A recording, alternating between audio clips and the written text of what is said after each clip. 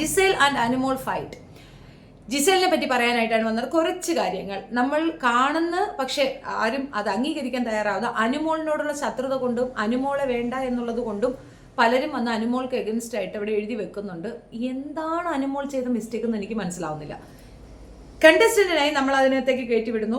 നമ്മൾ അവിടുത്തെ മത്സരാർത്ഥികളാണ്. അപ്പോൾ നമ്മുടെ മത്സരം വിജയിക്കണമെങ്കിൽ മറ്റുള്ളവർ ആ മത്സരത്തെ തോൽക്കണം. അവരെ തോൽപ്പിക്കാനും നമുക്ക് പ്ലാനിങ് ചെയ്യാം, അതിനുവേണ്ടി പ്രവർത്തിക്കാം. ഈ ഒരു ഓപ്ഷനും അവിടെ കൊടുക്കുന്നുണ്ട്. അപ്പോൾ അതല്ലേ ചെയ്തിട്ടുള്ളൂ അനുമോൾ ചെയ്യുന്ന കറക്റ്റ് അല്ലേ?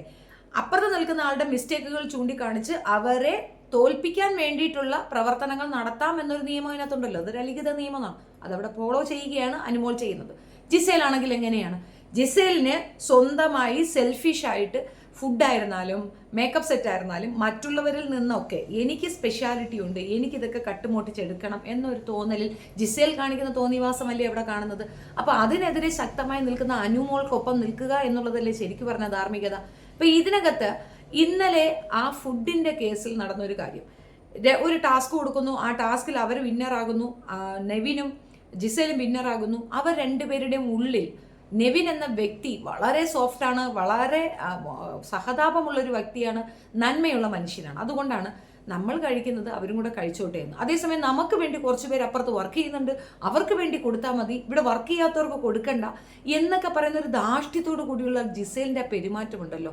സത്യം പറഞ്ഞു കഴിഞ്ഞാൽ അവർക്ക് ഈ കളി ട്വിസ്റ്റ് അടിച്ച് വരുമെന്നും അടുത്ത ഭാഗം ചിലപ്പം ഇതേ പറയുന്ന സ്വേച്ഛാധിപത്യം മറ്റുള്ളവർക്ക് കിട്ടുമെന്നും അപ്പോൾ ഇപ്പോൾ ഇവിടെയുള്ള ആദില, നൂറ, ശൈത്യ, അനുമോൾ ഇവരൊക്കെ തന്നെ തിരിച്ച് പണി കൊടുക്കാൻ ചാൻസ് ഉണ്ടെന്നുള്ള ചെറിയ ബോധമുണ്ടെങ്കിൽ അങ്ങനെ ഒരു ചിന്താധാര കൊണ്ടുവരത്തില്ല.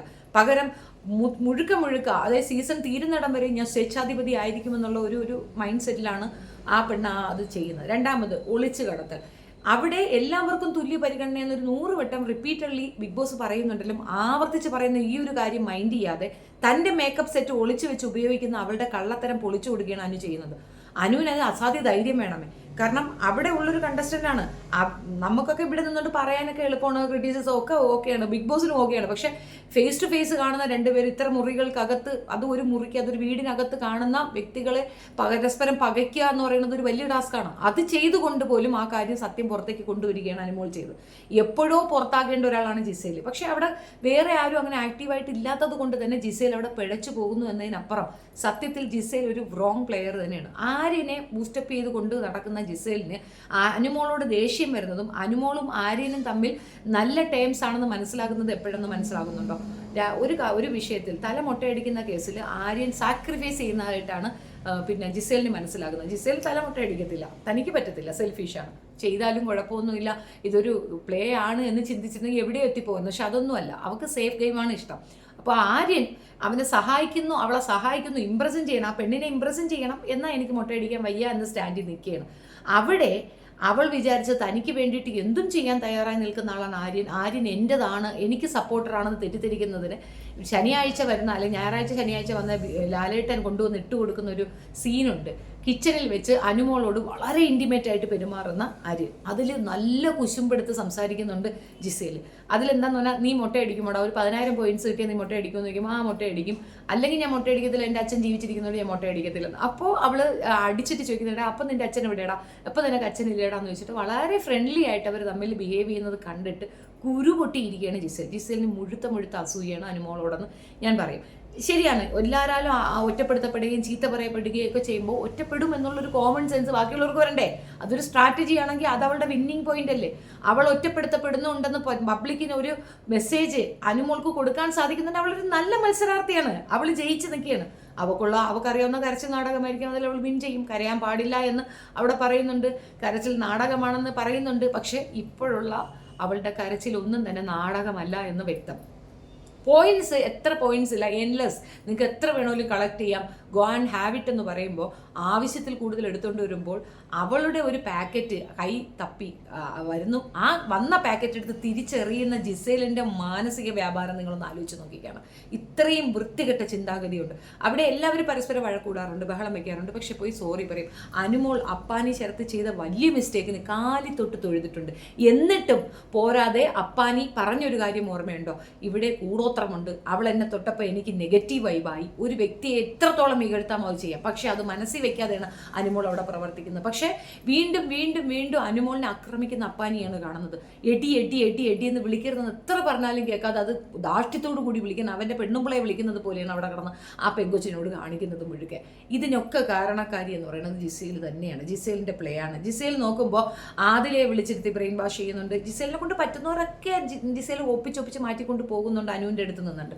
അനുവിനെ ഉപദ്രവിക്കാനുള്ള സ്ക്രൂ വെച്ച് കൊടുക്കുന്ന ജിസേലിൻ്റെ അത് കറക്റ്റ് ടൈമിൽ, ആ ടൈമിംഗ് ആണ്, കണ്ണിങ് ടൈമിൽ അവൾ വരും. എവിടെയെങ്കിലും അനുവിനെതിരെ ഒരു ചെറിയ വഴി തുറക്കുന്നെങ്കിൽ അവിടെ വന്ന് അവിടെ വലിയൊരു തൂമ്പ കൊണ്ട് കുത്തിക്കയറ്റുന്ന പരിപാടിയാണ് ജിസേൽ നടത്തിക്കൊണ്ടുവരുന്നത്. അത് മാത്രമല്ല, ആ ഫുഡിൻ്റെ കാര്യത്തിൽ അവൾ പറഞ്ഞ ഐസ്ക്രീം തിന്നില്ലേ, കേക്ക് തിന്നില്ലേ, അത് കൊടുത്തില്ലേ, ഇനി മതി, അവർക്കിപ്പോൾ അതിൻ്റെ ആവശ്യം. Who are you?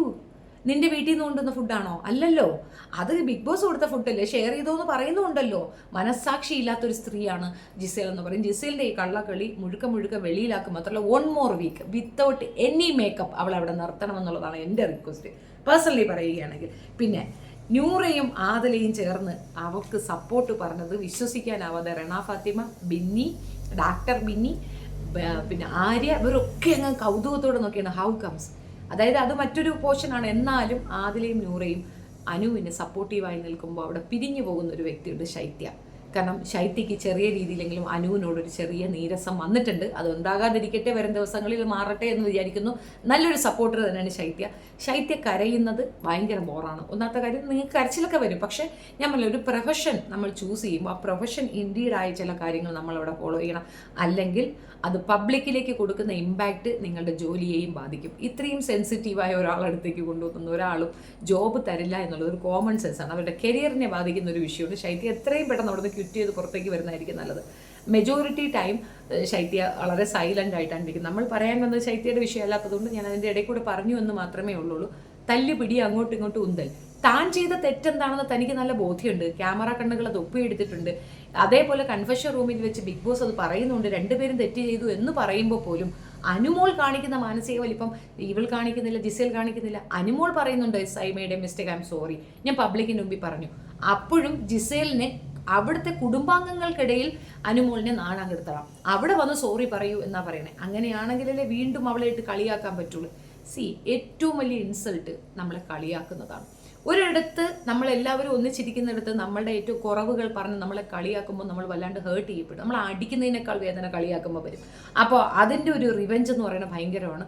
എത്ര നോർമലായിട്ടുള്ള വ്യക്തിയും വളരെ വൾഗറായി ചിന്തിക്കാൻ തുടങ്ങും. അപ്പോൾ അനുമോളിൻ്റെ ഉള്ളിലുള്ള ആ ഒരു സിംഹം പുറത്തേക്ക് വരും. പിന്നെ അത് വലിയ പ്രശ്നങ്ങളിലേക്ക് കൊണ്ടെത്തിക്കും. അപ്പോൾ പർപ്പസ്ലി അവളെ പ്രൊവോക്ക് ചെയ്യുക, അവളെ ഉപദ്രവിക്കുക, അവളെ ഔട്ടാക്കുക എന്ന ഒരൊറ്റ ടാസ്കിൽ എല്ലാവരും നിൽക്കുകയാണ്. നോക്കൂ, നെവിൻ തലേന്ന് രാത്രി ഫുഡ് കൊടുത്തിട്ട് സ്നേഹത്തോടെ മാറ്റി നിർത്തിയ പെൺകുട്ടിയെ പിറ്റേന്ന് രാവിലെ അവൾ പോയേ മതിയാവൂ എന്ന് കട്ടാറായിട്ടാണ് നിൽക്കുന്നെങ്കിൽ അതിൻ്റെ പിന്നിൽ വർക്ക് ചെയ്ത ഇത് ആരുടേതാണ്? അതുകൊണ്ട് നഷ്ടമാർഗമൊന്നും നെവിന് വന്നു, ഇറങ്ങി പോകേണ്ടി വന്നു.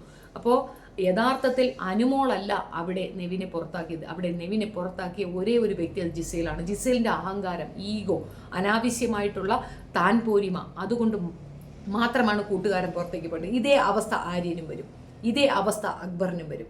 അപ്പോഴും അവൾ സേഫായിട്ട് അവിടെ ഉണ്ടാകും. കാരണം അവൾ നല്ല ഗെയിമറാണ്. അനുമോളിനെ പ്രൊവോക്ക് ചെയ്യാൻ പറ്റിയൊരു സാധനം അതായതുകൊണ്ട് അവൾ അവിടെ നിർത്തും. വിന്നർ തീർച്ചയായിട്ടും അനുമോളാകുവാനാണ് എല്ലാ സാധ്യതയും ഉള്ളത്. അനു അല്ലെങ്കിൽ ഷാനവാസ്, അനീഷ്, ഇവർ 3 പേരിൽ ഒരാളായിരിക്കുമെന്നാണ് എൻ്റെ ഒരു പ്രഡിക്ഷൻ. ബാക്കി അറിയത്തില്ല. ഒത്തിരി കാര്യങ്ങൾ പറയാനാണെങ്കിലുണ്ട്. ഈ ഫുഡ് കൊടുത്തു എന്ന് പറയുന്നു. പിന്നെ ബിഗ് ബോസിൻ്റെ കൺഫെഷൻ റൂമിൽ ഇരുന്ന് കൊണ്ട് പറയുന്നു ദാറ്റ് വാസ് ഒരു ഡിഫെൻസാണ്, അതിന് ഞാൻ മാപ്പ് പറയേണ്ട കാര്യമില്ലെന്ന് പുറത്ത് വന്നിട്ട് അപ്പാനിയുടെ അടുത്തൊക്കെ ഇരുന്ന് പറയുകയാണ് Jisal. That's not a defence. അത് ഡിഫെൻസ് ഒന്നുമല്ല. അതെന്താ നിൻ്റെ കഴുത്തി പിടിച്ച് നിൽക്കാൻ വന്ന? ചുണ്ടിലുള്ള ലിപ്സ്റ്റിക് ആണോ അല്ലെങ്കിൽ മുഖത്തുള്ളത് ക്രീമാണോ എന്ന് അറിയാൻ ടിഷ്യൂ വെച്ചൊന്ന് തുടയ്ക്കുന്നത് കൊണ്ട് നിന്നെ അവൾ കൊല്ലൂ? ഇല്ലല്ലോ.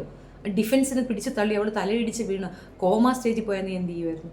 ഒരിക്കലും അത് ഡിഫെൻസ് അല്ല, അത് അഹങ്കാരം കൊണ്ട് ചെയ്തതാണ്. നിനക്ക് എന്തുമാകാം, അവക്കൊന്നും പറ്റില്ല എന്ന നിൻ്റെ ആ ദാഷ്ട്യമാണ് നീ ഇവിടെ കാണിച്ചത്. ഒരിക്കലും അംഗീകരിക്കാൻ പറ്റാത്ത മിസ്റ്റേക്കാണ്. അതിനെതിരെ ശക്തമായിട്ട് തന്നെ അനു നിൽക്കുക തന്നെ വേണം. പക്ഷെ അനു പേടിച്ചിട്ടുള്ളത്, പേടിച്ച് വിറച്ചൊരു മൂലയിൽ പോയി നിൽക്കുന്നു.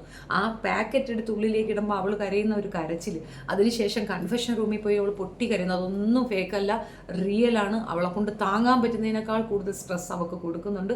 ഒന്നും സംഭവിക്കാതിരിക്കട്ടെ, അത് ഫേസ് ചെയ്യാനുള്ള കപ്പാസിറ്റി ഉണ്ടാകട്ടെ. പിന്നെ അവൾ ഒരാളുടെ നടിയാണെന്ന് പറയുന്നത്. ആക്ടിങ് ഒരു പ്രൊഫഷനാണ്. അത് എപ്പോഴും നമുക്ക് ഫോളോ ചെയ്യാൻ പറ്റത്തില്ല. ആ ക്യാമറ ഓൺ ആക്കുമ്പോൾ ആ ക്യാരക്ടറിൽ ഇൻവോൾവ് ചെയ്ത് അവർ കാണിക്കുന്ന ഒരു കാര്യം എന്നതിനപ്പുറം പുറത്തേക്ക് വന്നിട്ട് അവർക്കത് ചെയ്യാനാകത്തില്ല. ചില സ്പെസിഫിക് മൊമെൻറ്റുകളിൽ അവർ കരയുമ്പോൾ പോലും അവരൊരു ആക്ടറാണെന്ന് കളിയാക്കുന്ന രീതിയുണ്ട്, ആക്ട്രസ് എന്ന് പറഞ്ഞ് കളിയാക്കുന്ന രീതിയുണ്ട്. ഇപ്പം ഭർത്താവ് മരിച്ചു കിടക്കുമ്പോൾ കരഞ്ഞാൽ പറയും ആ നടിയാ, നല്ല അഭിനയം എന്ന് പറയും. ചിലരുടെ പേഴ്സണലായ കാര്യങ്ങളിലേക്ക് പോലും അവരുടെ പ്രൊഫഷനെ കൊണ്ടുവന്ന് കുത്തിക്കയറ്റുന്ന മനുഷ്യരുണ്ട്. അവരോടൊന്നും ഒന്നും പറയാനില്ല, ബോധമില്ലായ്മ മാത്രമാണ്. ജിസേൽ നല്ലൊരു യക്ഷിയാണ്, താടകയാണെന്ന് ഞാൻ പറയും. കണ്ടാലും അങ്ങനെ ഉണ്ടാവുള്ളൂ. അത് തന്നെയാണ് അവരുടെ ആ സ്വഭാവം എന്നുള്ളതാണ് വസ്തുത. നിങ്ങളുടെ അഭിപ്രായം കമൻറ്റ് രേഖപ്പെടുത്തുക. വീഡിയോ ഇഷ്ടപ്പെട്ടു ലൈക്ക് ചെയ്യുക, ഷെയർ ചെയ്യുക, സബ്സ്ക്രൈബ് മൈ ചാനൽ. താങ്ക്